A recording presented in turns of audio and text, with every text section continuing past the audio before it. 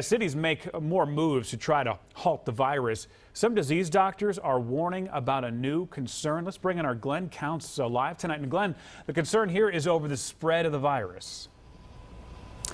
Well, John, the one thing that the experts agree on is that wearing a mask does definitely make a difference. As you mentioned, Rock Hill and Fort Bill made it mandatory, but some experts are questioning if we have properly factored in just how long the virus can float. They say it remains airborne for longer than previously believed, which makes it even more dangerous.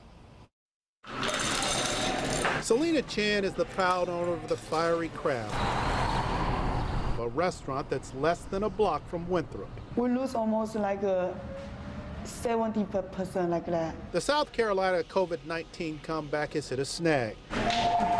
Reopening has fired up the caseload. That's especially true in Rock Hill.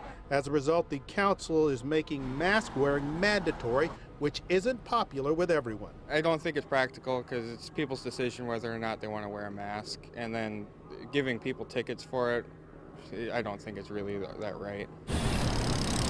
Let's be honest, a lot of us are suffering from COVID fatigue. Enough with the mask and social distancing.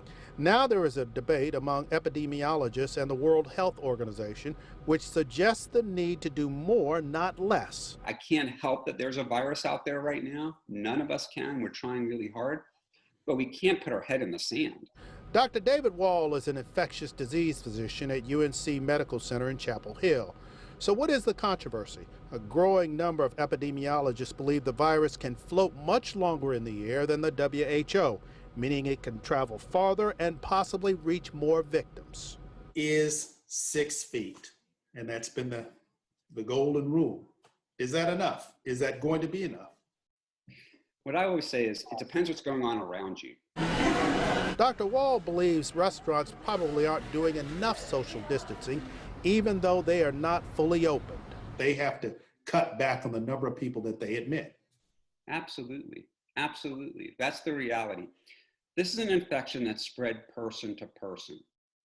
Yeah, so let's talk about right there. I mean, he said spreads person to person, so a mask, that should help out with this. But we're talking enforcement here. That's really hard to do. Is Rock Hill Police, have they said anything about what their plan might be?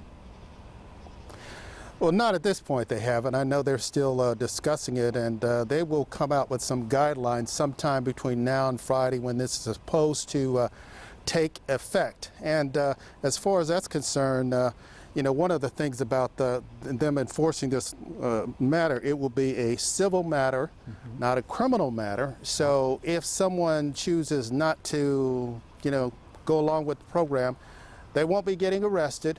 They will possibly get fined. Okay. All right. Glenn Counts live for us tonight.